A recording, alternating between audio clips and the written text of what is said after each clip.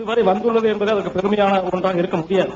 இந்த சமகால பிரச்சனையில் இந்த நூல் எவ்வாறு சமகால பிரச்சனைகளை எதிர்கொண்டு அதற்கு தீர்வு சொல்கிறது என்பதுதான் முக்கிய பிரச்சனை.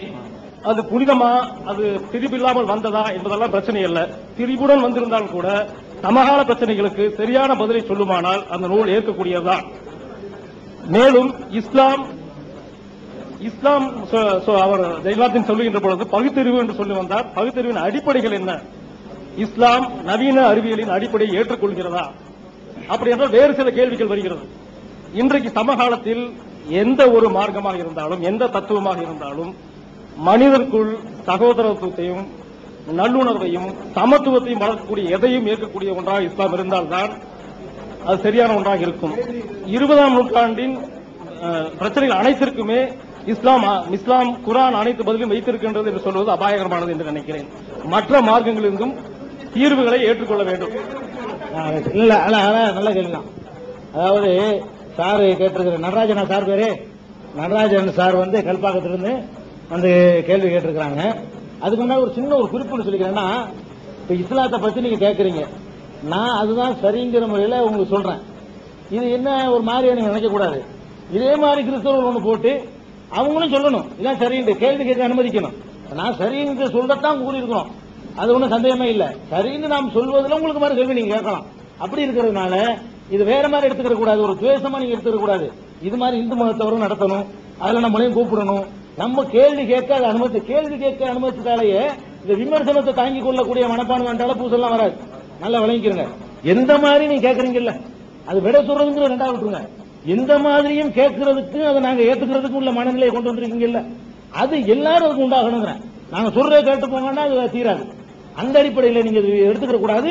இதை நான் சரின்னு தானே சொல்லுவேன், ஆனா என்ன பண்றேன், நீங்க அதை எதிர்க்கிறதுக்கு நான் அதை வாய்ப்பு தர்றேன். இந்த மாதிரி கேள்வி அதை விளங்கிக்கணும். சார் நடராஜன் சார் கேட்ட கேள்வி ரொம்ப முக்கியமானது. இது ரொம்ப காலமா இருக்குதுங்கிறீங்க, திருத்தப்படாம இருக்குங்கிறீங்க. அது முக்கியம் இல்லை அவர் சொல்றாரு, அது முக்கியம் கிடையாது. முக்கியம் என்னன்னா, இந்த நவீன கால பிரச்சனைக்கு தீர்வு சொல்லுதா? ரொம்ப காலமா இருந்து ஒரு தீர்வு சொல்லாட்டி என்னத்துக்கு நமக்கு கேட்கிற? ரொம்ப காலமாக இருந்துட்டு போகுது, பாதுகாக்கப்பட்ட இருந்துட்டு போகுது. ஒரு குப்பையை கூட பாதுகாத்து வச்சிருக்கலாம். அதனால எங்களுக்கு என்ன நன்மை? உலகத்தில் உள்ள நவீன பிரச்சனைகளுக்கு என்ன தீர்வு சொல்லுது? எல்லாத்துக்கும் தீர்வு சொல்லுதா? இன்னைக்கு அறிவியல் கண்டுபிடிப்புகளுக்கு தீர்வு சொல்லுதா? சந்திக்கிற பிரச்சனைகளுக்கு தீர்வு இருக்குதா? இது நல்ல கேள்விதான். இது நான் அந்த பாதுகாக்கப்பட்டு இருக்கிறது சொன்னது அதனாலேயே இது சரிங்கிறது நான் சொல்லல. அது பாதுகாக்கப்படல, அவர் கேட்டதுக்கு தான் சொன்ன. அதை கூட நான் எதுக்கு சொன்னேன்னா, இது திருத்தப்பட்டுருச்சு பின்னாடிதான் எழுதுனாங்கன்னு ஒருத்தர் கிளப்புனதுனாலதான் பாதுகாக்கப்பட்டதை நான் சொன்னே தவிர, பாதுகாக்கப்பட்டு இருக்கிறதுனால சரின்னு நான் சொல்லவும் இல்லை. அவர் கேட்டதுக்கான பதில் அது வந்துச்சு. இப்ப பாயிண்ட்டுக்கு வருவோம். நவீன காலத்தினுடைய பிரச்சனைக்கு தீர்வு இஸ்லாம் சொல்லுதா? கண்டிப்பா சொல்லுது. எந்த பிரச்சனையும் குறிப்பிட்டு என்ற சொல்லுங்க, நான் தீர்வு சொல்றேன். குர்ஆன்ல இருந்து எடுத்து டெக்ஸ்டோட உங்களுக்கு சொல்றேன். நானே சொல்ல முடியும். குர்ஆன்ல இருந்து காட்டு சுயமா இல்ல. எந்த நவீன அறிவியல் கண்டுபிடிப்புகளா தீர்வு சொல்வது என்னங்க? 1400 வருஷத்துக்கு முன்னாடி காட்டுமிராண்டிகள் வாழ்ந்த காலம், எழுத படிக்க தெரியாதவர்கள் ரொம்ப அதிகமா இருந்த காலம், விரல் விட்டு எண்ணக்கூடிய சில பேருக்கு தான் எழுத தெரிந்தவர்களா இருந்தாங்க. அப்படிப்பட்ட ஒரு காலத்துல இன்றைக்கு விஞ்ஞானிகள் கஷ்டப்பட்டு ஆய்வு செய்து கண்டுபிடிக்கிறான அந்த செய்தியை குர்ஆன்ல இன்னைக்கு சொல்லி இருக்கிறாங்க. அது கண்டிப்பா முகமது சொந்தமா சொல்லியிருக்க முடியாது. அதுவே அந்த அறிவியல் விஷயங்கள் தான் இன்னைக்கு இஸ்லாம் கரெக்டான மார்க்கம் நாங்க நம்புறதுக்கு முக்கிய காரணம். எந்த அளவுக்கு கேளுங்களேன். இப்ப சந்திர மண்டலத்துக்கு மனிதன் இன்னைக்கு போயிட்டானா, செவ்வாய்க்கும் போயிட்டான், போய் பார்த்துட்டு வந்துட்டான், சூரியன் வரைக்கும் போயிருவான். இன்னைக்கு சாத்தியம் இல்லைன்னு சொன்னா கூட இன்னைக்கு உள்ள கருவிகளை வச்சுக்கிட்டு சாத்தியம் இல்லைன்றாலும் நாளைக்கு சாத்தியமாகலாம். அந்த வெப்பத்தையும் பேஸ் பண்ணக்கூடிய தேவை கண்டுபிடிச்சு போவான். காத்து இல்லைன்னு ஆக்சிஜன் கட்டிட்டு போற மாதிரி அதை கண்டுபிடிப்பான். அது ஒரு விஷயம். இது 1400 வருஷத்துக்கு முன்னாடி யாராவது சொல்ல முடியுமா?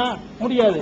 குர்ஆன் சொல்லுது, யா மாஷரல் ஜின்னி வல் இன்ஸ் இனிஸ்ததஅதும் அன் தன்ஃபுது மின் அக்தாரி ஸமாவாத்தி வல் அர்த் ஃபன்ஃபுது லா தன்ஃபுதுன இல்லா பிசுல்தான். மனிதர்களே, நீங்கள் வானம் பூமியுடைய பல்வேறு கோள்களுக்கும் புறப்படுவதாக இருந்தால் புறப்படுங்கள், ஆனால் அதற்குரிய பவரோடு தான் நீங்கள் செல்ல முடியும். லா தன்ஃபுதுன இல்லா பிசுல்தான். சுல்தான் தான் பவர். அரசனை கூட சுல்தான்ங்கற இல்லையா? சுல்தான்ங்கிற அரபி வார்த்தைக்கு நேரடியான பொருள் பவர். பவரை வச்சுக்கிட்டு தான் போக முடியும்.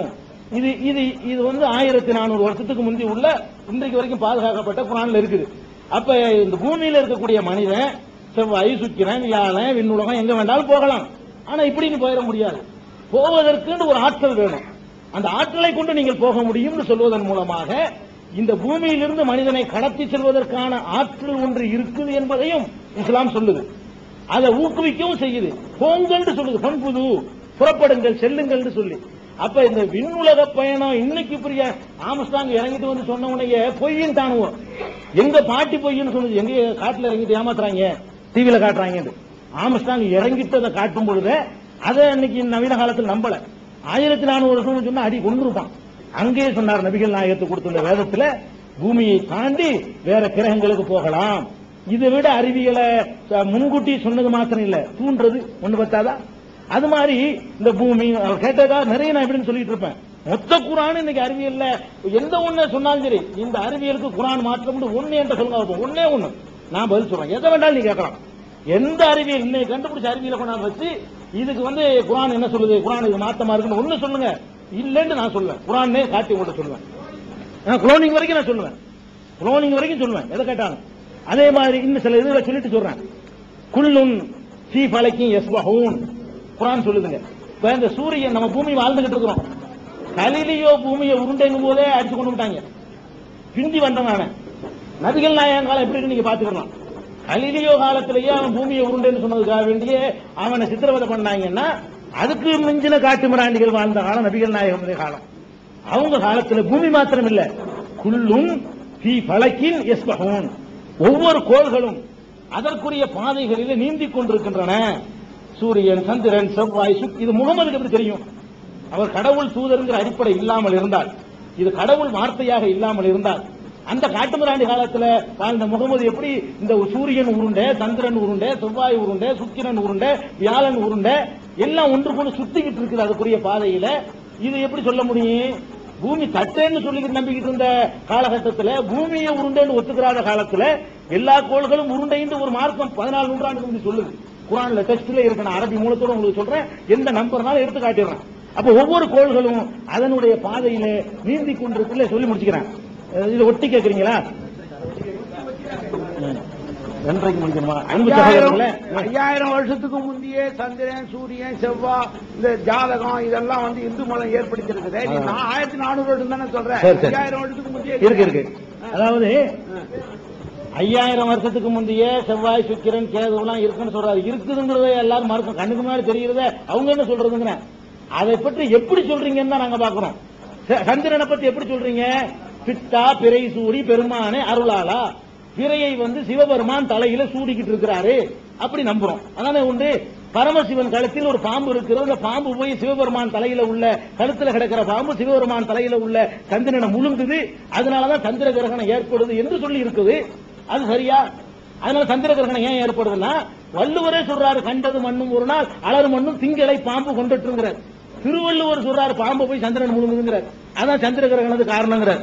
உதாரணத்துக்காக சொல்லி காட்டுறார். திங்களை அதுக்கு இருக்கு. ஆமா, எது?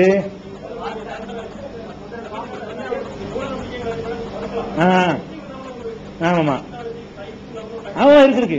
இல்ல அந்த அடிப்படையில் வேணாலும் பேசலாங்க. நான் என்ன சொல்றேன்னா, அந்த அடிப்படையில கொண்டு வந்தாலும் பூமி உருண்டைங்கிற அந்த அடிப்படையில மாற்றம் கிடையாது. எப்படி உருண்டை நிரூபிக்கிறதுல வேண்டுமானால் அதுல பல கருத்துக்கள். நான் சொன்னது என்ன தெரியுமா? பூமி உருண்டை.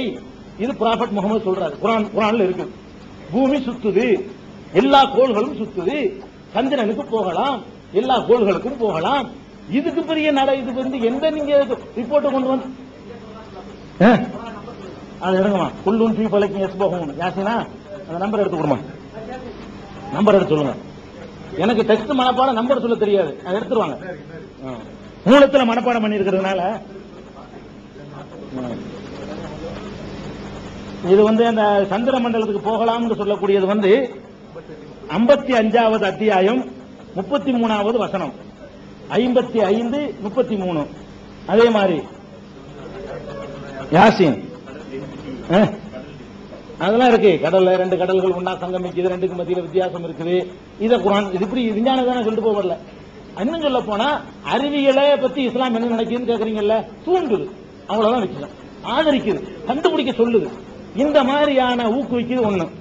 அதே நேரத்தில் எந்த அறிவியலா இருக்கட்டும், சாதாரண 4 பிளேடா இருக்கட்டும், கெட்டதுக்கு பயன்படுத்தாதுன்னு சொல்லுது.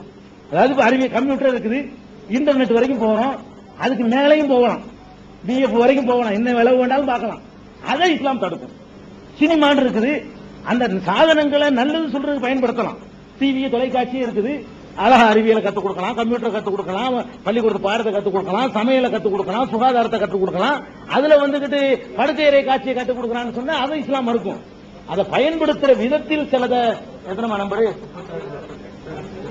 அதாவது 36-40 இருக்காங்க, 36-40